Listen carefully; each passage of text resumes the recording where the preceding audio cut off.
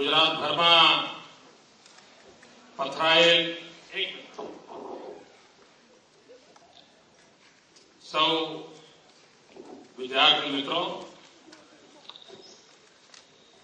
શિક્ષક દિવસના ક્લાસરૂમમાં આપ સૌનું સ્વાગત છે. આજે અહીંયા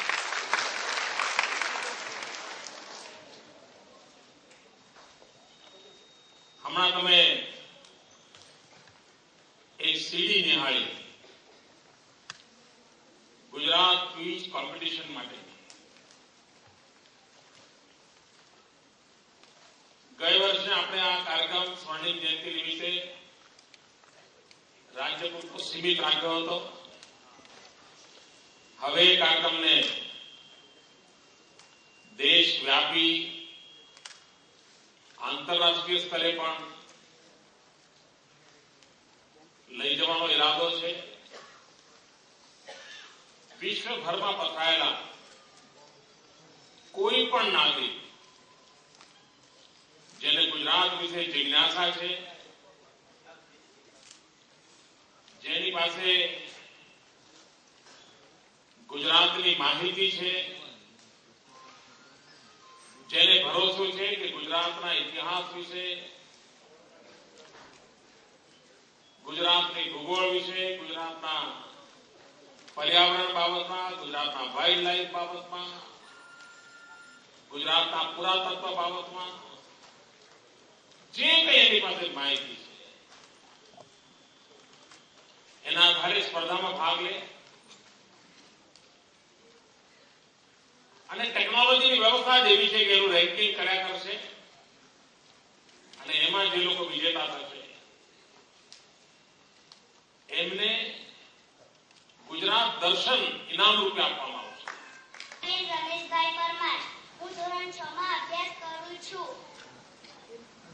રંગલી પ્રાથમિક શાળા, ફતેપુર, તાલુકો નડિયાદ, જિલ્લો ખેડા.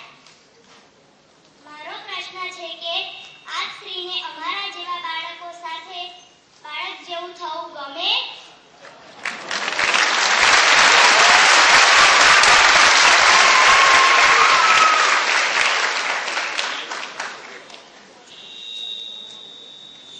કોઈને પણ બાળક ગમે.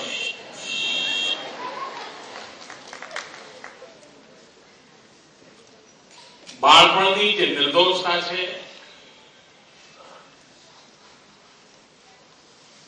બાળપણમાં જે એનર્જીનો અહેસાસ થતો હોય છે અને બાળક પણ એવું હોય છે કે એની બધી જ ભૂલો બધા જ માફ કરે. આ મોટા મોટો ફાયદો હોય છે. તમે સહેજ મોટા ખાઓ તો પછી તમારી ભૂલ કોઈ માફ જ ન કરે. બાળકને એક મોટા મોટો ફાયદો હોય છે. બાળકમાં અહમ નામનું કોઈ તત્વ નથી હોતું અને એના કારણે એને ભૂલ સુધારવામાં ક્યારેય મુશ્કેલી નથી. સહજ રીતે ભૂલ સુધારી લે બાળક અને ફરી એ ભૂલ ન થાય એના માટેના એના મનમાં એક ગાંઠ પડી જતી હોય છે, મક્કમતા હોય છે. ઈશ્વરે બાળક મનની અંદર એક વિશેષ શક્તિ મૂકેલી છે અને આ શક્તિને જોઈએ તો આપણને કોઈને પણ થાય તો વાહ, કેવી મજા આવે બાળક હોય, કેવી મસ્તી હોય, કેવો આનંદ હોય, કેવો ઉમંગ હોય. શ્રાવણ મહિનાના મેળા હોય કેવું આમ માલતા હોઈએ, આપણે ચકડોળમાં બેઠતા હોઈએ, કેવી મજા આવે. વડીલો પાસે જીદ કરતા હોય, મને આ જોઈએ, મને પેલું જોઈએ, મને આ નહીં ચાલે. અગાઉના બાળકોની નિર્દોષતા એટલી હતી કે એને ખબર પણ નહોતી કે બજારમાંથી કઈ વસ્તુ ખરીદવાની. અત્યારે બાળકને ખબર હોય છે કે મારે આ જ બૂટ જોઈએ, મને આ જ શર્ટ જોઈએ, મને આ જ પેન જોઈએ, મને આવા જ પ્રકારની આ વસ્તુ જોઈએ અને મા બાપને શોધવામાં પછીનો નીકળી જતો હોય છે. તો બાળકની જિંદગીનો એક અલગ આનંદ હોય છે. નેક્સ્ટ કમલેશભાઈ સુથાર છે. હું રાયસણ પ્રાથમિક શાળામાંથી આવી છું, તાલુકો જિલ્લો ગાંધીનગર. હું ધોરણ 8 માં અભ્યાસ કરું છું. આપનો પ્રશ્ન એ છે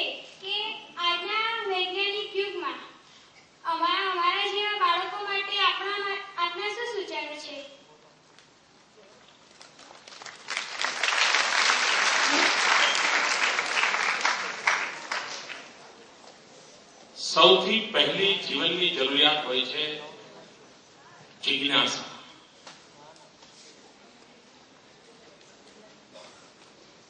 જો જિજ્ઞાસા ન હોય તો વિજ્ઞાનનું પહેલું પાનું ખુલે જ નહીં.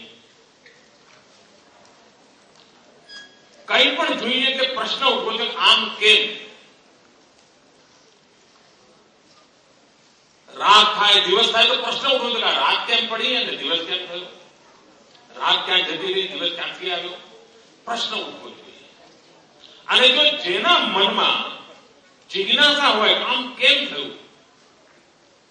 તમે નાનકડી વિસલ વગાડો, અવાજ આવે તો પ્રશ્ન ઉઠવો છે કેમ આમાં આવો અવાજ કેમ આવ્યો?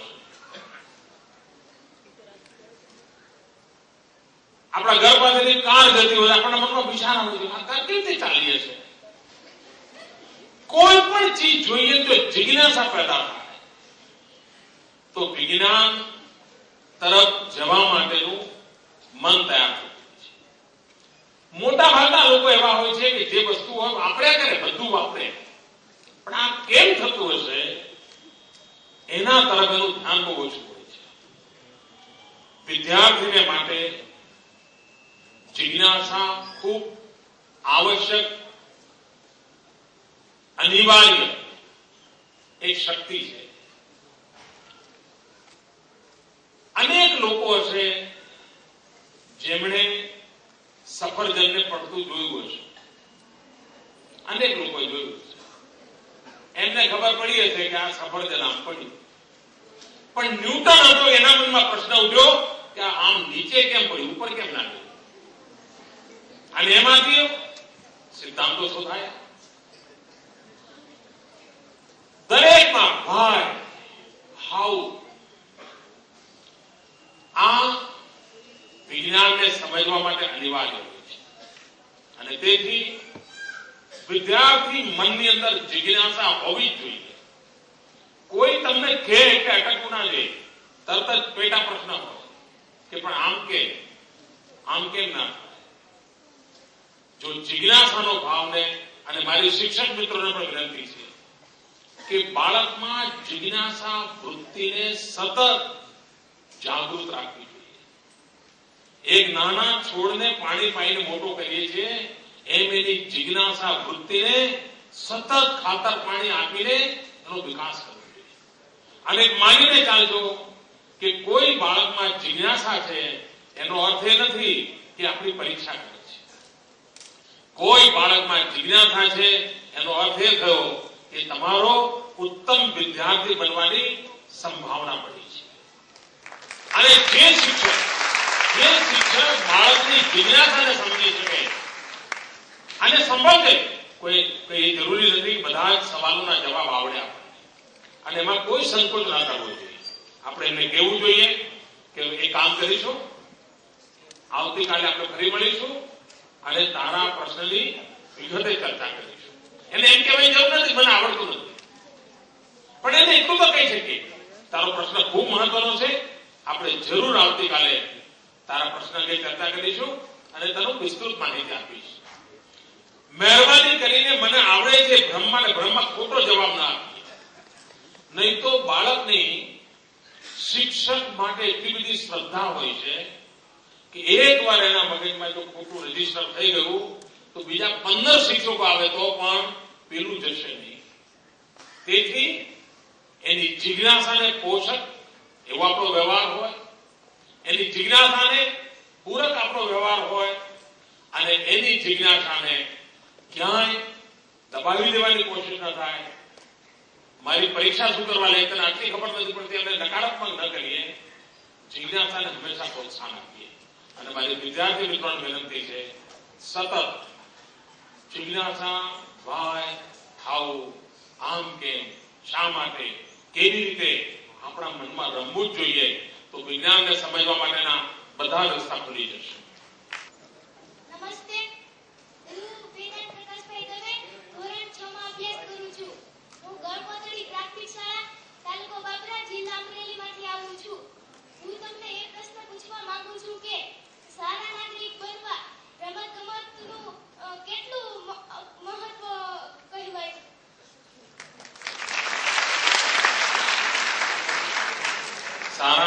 બનવા માટે રમતગમતનું કેટલું મહત્વ? તમારામાંથી જેમણે સ્વામી વિવેકાનંદજીને વાંચ્યા હશે, એમની બાળકો સાથેની વાતો એ જો વાંચી હશે તો વિવેકાનંદજી એક વાત સતત કહેતા હતા કે તમે આધ્યાત્મ, વેદ ને પુરાણો એ બધી ચર્ચા બાજુમાં મૂકો, જાઓ મેદાનમાં જાઓ, ફૂટબોલ રમો. બંગાળમાં ફૂટબોલની રમત બહુ પ્રસિદ્ધ છે, એટલા કારણે ફૂટબોલ કહેતા હતા, બીજી વસ્તુ બીજી રમત કહેતા હતા, પણ જાઓ રમો. આ વિવેકાનંદજી સતત આગ્રહ રાખતા હતા. રમતની વિશેષતા છે. એક શબ્દ તમે સાંભળ્યો છે, સ્પોર્ટ્સમેન સ્પિરિટ. કોઈ પણ સમાજની મોટામાં મોટી શક્તિ હોય છે કે સમાજમાં સ્પોર્ટ્સમેન સ્પિરિટ. ઇવન કુટુંબમાં પણ 5 ભાઈઓ હોય અને એકાદ ભાઈનો ખૂબ સારો વ્યવહાર હોય તો કુટુંબમાં બધા કહેતા હોય છે કે ના ના એ તો બહુ ખેલદી છે, સ્પોર્ટ્સમેન સ્પિરિટ છે. આ સ્પોર્ટ્સમેન સ્પિરિટ એ રમત ગમતના કાયદાઓનું નામ નથી, એ જીવનના ગુણોનો પરિચય છે. જીવનની તમારી કેવી ઊંચાઈઓને તો પ્રાપ્ત કરી છે એની ઓળખ છે. અને આ સ્પોર્ટ્સ વગર સ્પોર્ટ્સમેન સ્પિરિટ આવે જ નહીં, ખેલ વગર ખેલદીલી આવે જ નહીં. અને શરૂઆત થાય છે ખેલથી. તમે ખુલ્લા મેદાનમાં રમો, પ્રકૃતિને પ્રેમ કરતા થશો, ખુલ્લી હવામાનનો લાભ લેતા થશો, અને રમત રમવી હોય ને ત્યારે પ્રતિસ્પર્ધીની શક્તિને પણ ઓળખવાની હોય છે અને પોતાની ટીમની શક્તિને ઓળખવાની હોય છે. પોતાની ટીમની સાથે પોતાની જાતને જોડવાની હોય છે. હું ગમે તેટલો સરસ ખેલાડી હોઉં, પણ જો મારી ટીમને અનુકૂળ ન રમી શકતો તો ઉત્તમ ખેલાડી હોઉં તો ટીમ આવી જાય, તો ટીમ સ્પિરિટ આવતું હોય છે. એમ રમત ગમત વ્યક્તિત્વના વિકાસમાં બહુ જ મોટી શક્તિ હોય છે. અને એમાં સહજ રીતે આવે, સાહસ પણ એનાથી આવે, ચપળતા એનાથી આવે, નિરીક્ષણ શક્તિ એનાથી આવે, ટીમ સ્પિરિટ એનાથી આવે. જો રમતા રમતા બધું આવતું હોય તો એનાથી ઓછો એને છોડવું શું કરવા? પણ આપણે શું કરીએ છીએ? કાર્ટૂન ફિલ્મો જોવામાં ટાઈમ બગાડીએ. ઘરમાં મમ્મી જમવાનું આપે તો બાજુમાં પહેલું તો કાર્ટૂન ફિલ્મ જ જોવી પડે. કાર્ટૂન ફિલ્મ ના જોઈએ તો ચાલે નહીં. રમત તો આપણે હવે મોબાઈલ ફોનની ગેમ્સની અંદર રમત રમતા હોઈએ, કોમ્પ્યુટરના ગેમની રમત રમતા હોઈએ, જેમાં ઉત્તેજના હોય, મ્યુઝિક સરસ વાગતું હોય, ગાડી દોડતી હોય, એક્સિડન્ટ થતો હોય, બચવાનું હોય, કોઈ આવતું હોય, ફાયરિંગ કરતું હોય, એમાં આંખમાં એવું રમવાની મજા આવે. પણ શરીરને ખુલ્લા મેદાનમાં જઈને ભારત માતાની ધૂળમાં આળોટવાનું ઓછું થતું જાય છે. ભારત માતાની ધૂળમાં આળોટીએ, રમતના મેદાનમાં જઈને ભારત માતાની ધૂળમાં આળોટીએ ને એટલે આ મા ભારતીને પ્રેમ કરવાનો સ્વભાવ બની જતો હોય છે. આ મા ભારતીના ઉત્તમ સંતાન બનવાનો સ્વભાવ બની જતો હોય છે અને એ જ ઉત્તમ નાગરિક બનવાનું કારણ બનતો હોય છે. આરજી કન્યા વિદ્યાલય સેક્રેટરી શ્રી કન્યા શાળામાં ગાંધીનગર જિલ્લામાંથી આવી છું. મારો તમને એ પ્રશ્ન છે કે તમે તમારા વિદ્યાર્થી કાળ દરમિયાન કોઈ નેતાગીરીના કાર્ય કરેલ?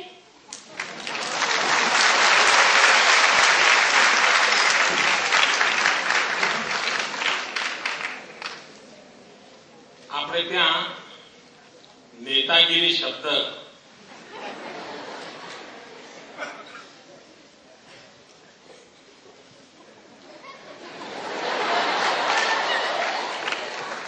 વર્ણન ન થાય એવો થઈ ગયો. અને આજે શબ્દ નેતાગીરી ઇતિહાસમાં વપરાય છે એ આજે એવું નથી ચાલતો. એટલે વિદ્યાર્થી કાળમાં તો કરવાનો સવાલ જ નથી. પરંતુ બચપણમાંથી સામાજિક કામો કરવા માટેનો મને અવસર મળ્યો. અનેક વડીલો સાથે મને કામ કરવાનો અવસર મળ્યો. એટલે મારી ઉંમર 12-15 વર્ષ હોય, પણ 40-45 વર્ષની ઉંમરના વડીલ જોડે પણ મને આંગળી પકડીને કામ કરવાનો અવસર મળ્યો. મને યાદ છે કે એક વખતે ગુજરાતમાં બહુ પૂર આવેલું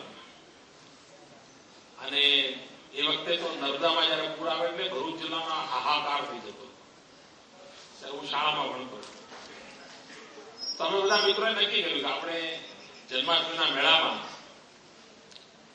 એક સ્ટોલ કરીશું ચા નાસ્તાનો, અને એમાંથી જે નફો થાય એ પૂર રાહત માટે આપીશું. એ અમારો અમે બહુ નાના હતા, એટલો સફળ રહ્યો હતો કે આજે પણ આમ સંતોષ થાય, વાહ આપણે નાની ઉંમરમાં આ કામ કર્યું. અને એમાં તો કદાચ આવા નાના નાના અનેક કામોની હરવાળ હશે. હું ખૂબ નાનો હતો અને 1962ની ચીનની લડાઈ થઈ ત્યારે તો હું બહુ નાનો હતો. તો અમારે ત્યાં મહેસાણા રેલવે સ્ટેશન મારા ગામથી થોડે દૂર, તો સેનાના જવાનો મહેસાણા રેલવે સ્ટેશન પરથી ટ્રેનોમાં ભરી ભરી બધાની અવર જવર ચાલતી હતી અને આખા દેશમાં ઉત્તેજના હતી. સૈનિકોનું સન્માન, સૈનિકોને ચા નાસ્તો, આવું બધું એમ આખા દેશમાં ચાલતું. તો રેલવે સ્ટેશન પર આ બધા પસાર થતા સૈનિક જવાનોને ચા નાસ્તાનો કાર્યક્રમ થતા હતા. તો હું એક વોલેન્ટિયર તરીકેમાં કામ કરતો. મારા ગામ સુધી આવેલો, રેલવે પ્લેટફોર્મ પર પડ્યા રહેતા હતા અને લગભગ એક અઠવાડિયા સુધી ચાલે. આજે પણ આમ આનંદ આવે છે કે ત્યારે ખબર નહોતી કે આ બધા સૈનિકો હવે ક્યાં જઈ રહ્યા છે, શું, પણ એવી વાતાવરણ અને બધા વડીલો ગોઠવ્યું. સમાજ જીવનમાં કામ એ આપણા દેશની વિશેષતા રહી છે. અહીંયા સામાજિક ચીજો, કામો કરવા આપણે ત્યાં ઘર સુધીમાં હોઈએ છીએ